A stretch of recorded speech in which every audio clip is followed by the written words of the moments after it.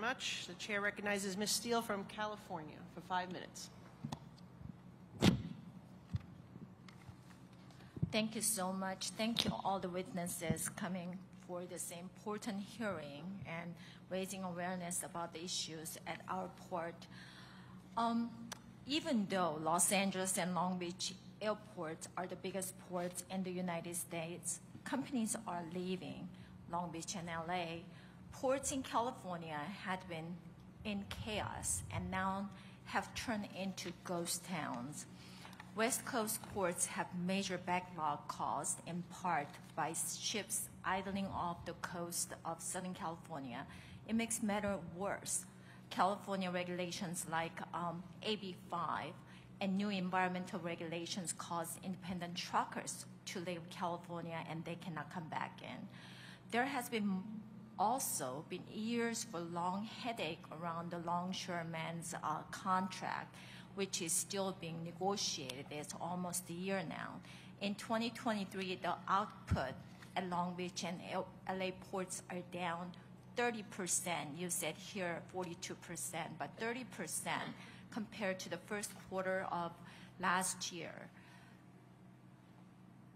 The FY23 NDAA included My Supply Chain Task Force Act to ensure the government works with our ports to improve effectiveness. So, Mr. Atkin, our ports need to allow automation. You were just talked about just a little bit about it, and modernization to compete with our major port. We need to ensure that our ports are always modernizing so that we can expand trade and move goods. Do you think we can enhance ports with new technologies and automation that will help protect our workers and allow us to compete with other ports around the world? Now, that's a fantastic question, and it's one that's equal on the East Coast and West Coast. I don't think we should confuse automation with modernization. Modernization of ports means bigger cranes to service the larger ships. When we talked about dredging in New York in 1997, the industry thought 5,600 TEUs, 20-foot equivalents, was going to be the biggest ship this harbor would ever see. We are now handling 16,000 TEU-sized vessels, and they're scrapping vessels smaller than 8,000 TEUs. So modernization really is keeping up with the size of the vessels, looking at sustainability with hybrid equipment, all electric equipment, and also using data to be able to streamline and pass off cargo from one part of the supply chain to the other. So there needs to be a consistent investment in the harbors and the ports to be able to handle the larger ships. And larger ships are beneficial to the U.S. consumer because the economy of scales of a container load of shoes coming on a 16,000 TEU vessel means it's much cheaper transportation costs than on the smaller vessel. So it's incumbent upon government and private industry to keep investing in the infrastructure and modernizing these facilities, and everyone benefits from that. Thank you for that answer. I have a question to Mr. Romano.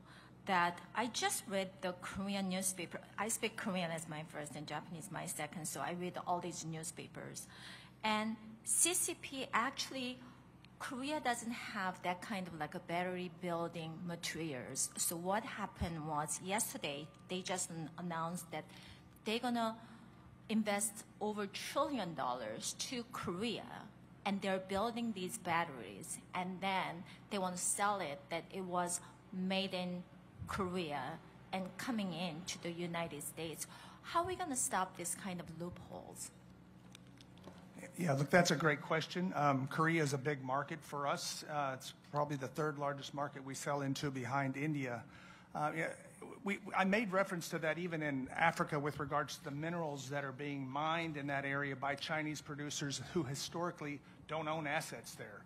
I was not aware of the article you just referenced in Korea. But it's one of the biggest struggles that we have, and I think the best thing we can do in the U.S. is support development of that technology in the U.S., and other countries like Korea should do the same. Korea is a huge trading partner with China.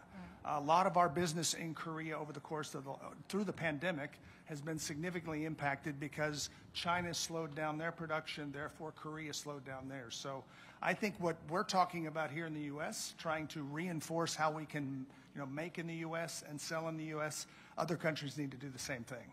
Thank you. I yield back. Thank you. Ms. Van Dyne. Thank you very much, Mr. Chairman. China has been aggressively